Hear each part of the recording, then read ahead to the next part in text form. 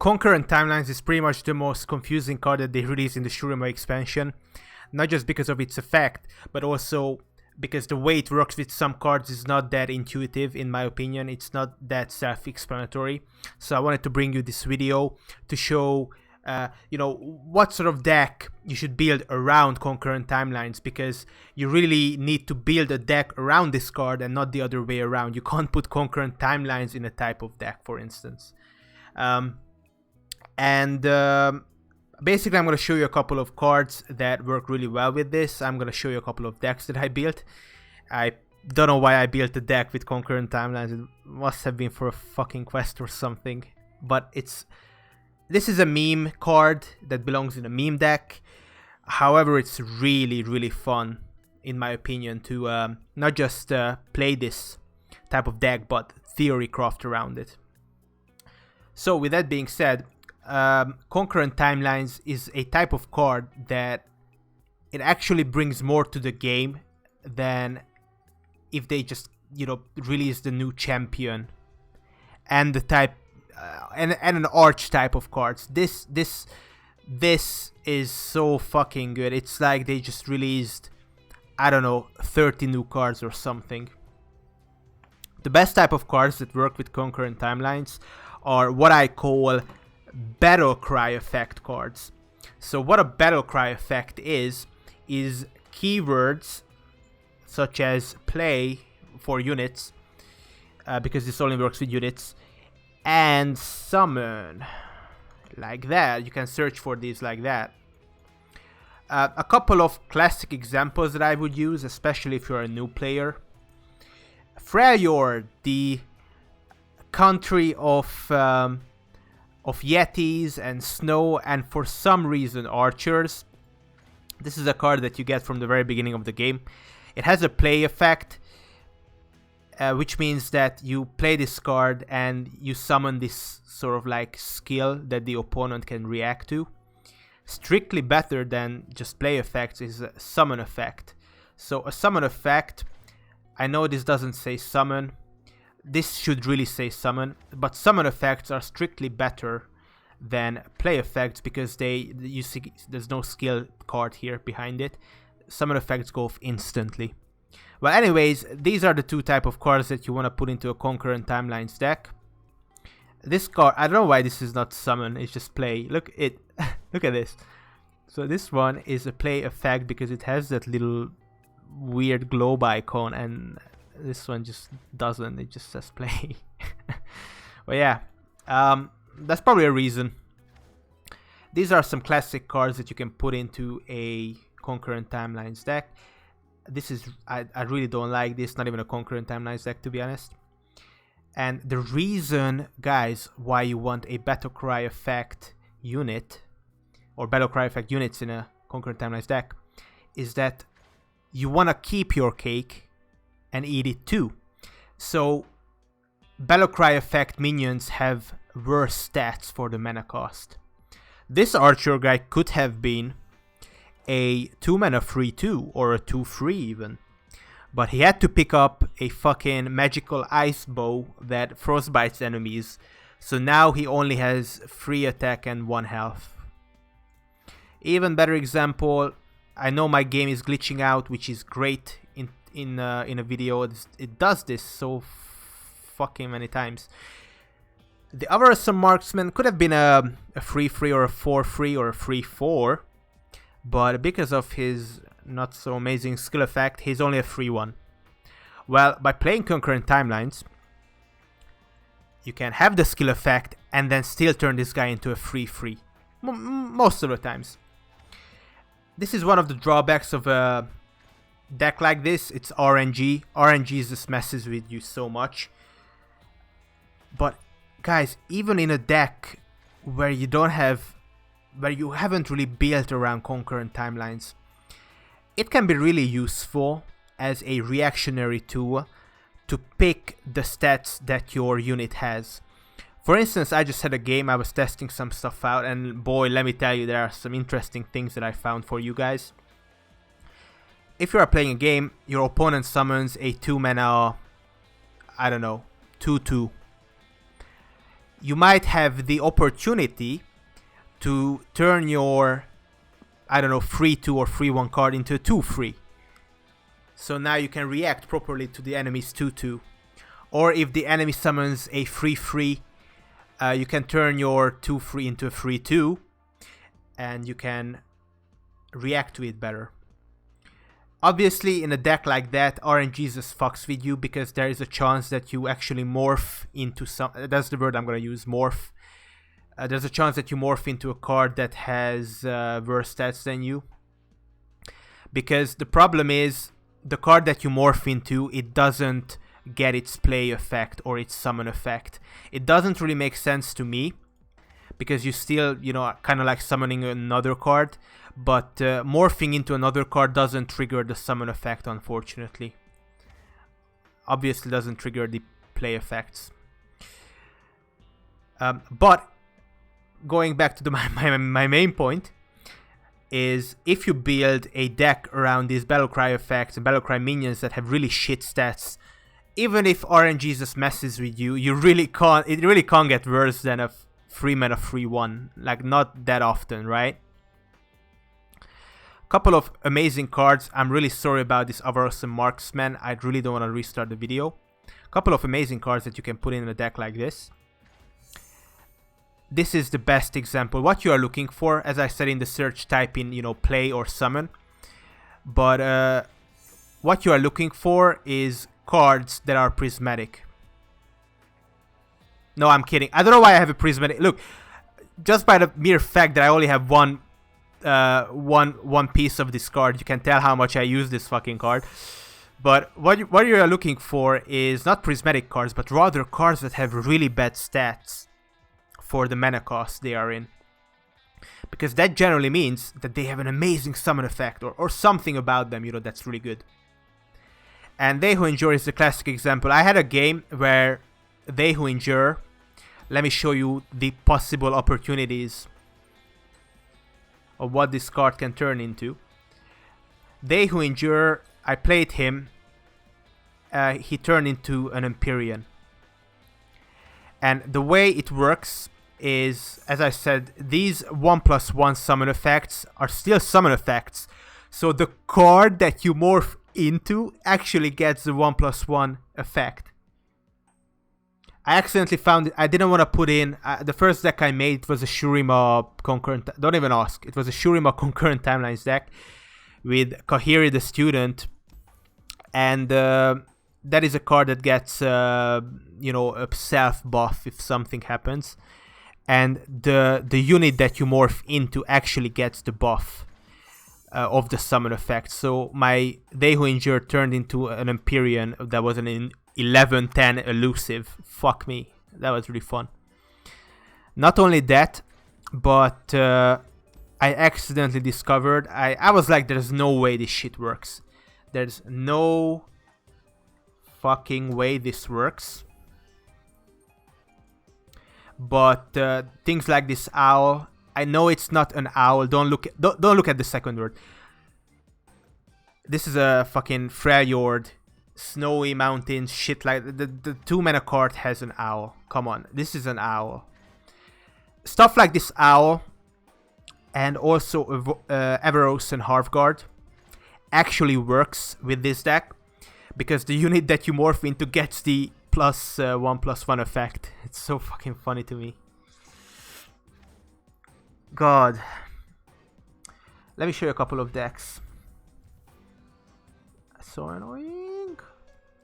This is just obviously by the amount of champions I have in this deck, you can tell that this is a very serious, very competitive deck. Not, but couple of the amazing cards that really worked is something like Windfire Hatchling. You summon this card, it gives all of your allies +2/+2 for this round. If you're attacking, this is really good. And he turned into the 6/6 dragon, or maybe it was the Empyrean. So yeah, an even better example, They Who Endure was probably the best, but Mina Swiftfoot is a 9-drop. Let's look at the 9-drops. Mina Swiftfoot recalls 3 enemies. And then she turned into a bright steel formation. So when I attacked, all of my allies had a barrier. Yeah. An interesting to note fact is that every single A drop. I know I talked about 9 drops, but every single 8 drop in this game has play effects. So morphing 8 drops is not that good. Because, right, they have less stats for what their mana cost is, if you catch my drift. Except Uzgar the Ancient. He doesn't have a play effect, so he has pretty good stats and good abilities. So yeah, Mina Swiftfoot. I know it's a late game card. Late game cards are amazing by default, but it's really funny to use it. Another good example, Campunk Shredder. For 5 mana, generally speaking, you can get 5 5s or 5 6 or whatever. Campunk Shredder deals 1 to all enemies, and he fucking just casually turns into a 5 5 after that. Again, all of these units, all of these followers are summon effect. They have summon effects or play effects. One thing to note, it says it on the card, but I'm stupid and I didn't read it at first. It only works for the first follower each round. Concurrent Timelines does not work with champions, and it's really fucking good that it doesn't work with champions, because champions generally have better stats or effects than followers. So it's good that a champion doesn't morph into a follower. Also, it's good that a champion doesn't morph into another champion, because you can actually have you can actually kind of build a deck around the supporting spells that you're gonna put into a deck like this. So for instance, Zed, I don't know, I used Flurry of Fists, because Flurry of Fists works really well if you have a lot of minions and you want to trade efficiently. Value Town, baby. So yeah, Concurrent Timelines doesn't work with champions, only followers, and it only works with the first follower each turn. So if you have, this was a situation I was in, I was at 6 mana, and I wanted to play a 2-drop, and I wanted to play a 4-drop. At that point, you have to make the educated decision of what you want to morph first, depending on the board state and depending on the value.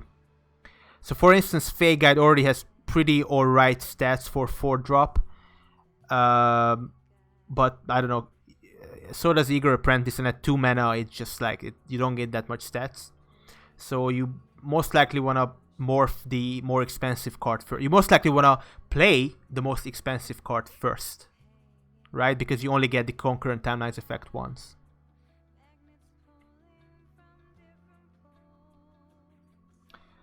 I wanted to say something else. I'll show you another deck. But I wanted to show you another card that I took out from this deck, because it's if Concurrent Timelines is RNGesus. This card with Concurrent Timelines is RNGesus on the squared, basically. So Patched Porobot, cards like this, you want to look for the summoned keyword, because you might think that this doesn't work. So Patched Porobot, it actually gets a random keyword every turn when it's in your hand. I don't know why there's some kind of bug where if it's in your starting hand, it gets an effect, and turn 1 it gets another, whatever, that's just a bug. But it actually works with Concurrent Timelines, so you can morph into another 2-drop and you get the keyword on the morphed card. So in some situations, maybe you get Scout on Patch Porobot, and you want a 3/2 instead of a 2/3 to get more damage in, because your opponent doesn't have a unit on board or something, you know. So you can mess around with this too. A really, really funny thing that I wanted to test, and it does work. It does fucking work, guys. I call this deck the Alternate Pillars deck, because you play Trundle, you get the Ice Pillar, which is a unit, not a landmark. So what happens? Let me paint you a picture. You play Trundle turn 5, who cares? At turn 8, you play the Ice Pillar from Trundle. The Ice Pillar turns into an 8-drop. Again, not amazing because these have less stats because they all have play effects. You could turn into an Usgardo. You play the Pillar. You get an 8-drop, and then you get 8 mana back to play another 8-drop or whatever. That's amazing. That's so funny to me. Freyjord has a couple of play effect cards, Battlecry cards. As I said, Owl works, and Varus and Halfguard works. Babbling Björk is another good one. He draws you a card and he turns into a proper 4-drop. I use this word. Campunk Shredder does something and turns into a proper 5-drop. As in, like, this is not a proper 5-drop. This is a 5-2, guys. Turns into a 5-5. Babbling Björk turns to like a 4-4, in generally speaking, etc. etc. Yeah, I don't know. I just put in Brom. The main thing was Trundle to me. This is so funny. They Who Endure again. A really good example of what works, but another one.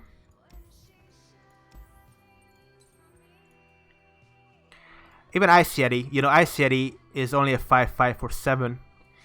It can turn into a proper 7-drop. And Frostbite all enemies before that, so... You know, it's... Okay, finisher. One problem that I have with this deck, I playtested it a little bit. Because you have so many units, you want to put in, you know, a lot of supporting spells. Like, without supporting spells, you get, you basically can't, you get your board filled. You can't play anything else. It's kind of awkward.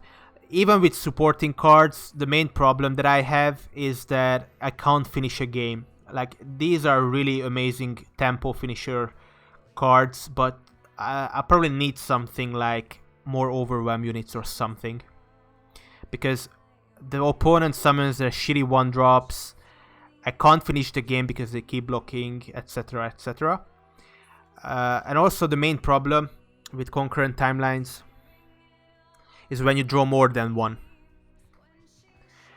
Concurrent timelines is similar to other cards because it lasts for an entire game. If you draw into another one, it's basically useless. And the problem that I'm having is that you can't really...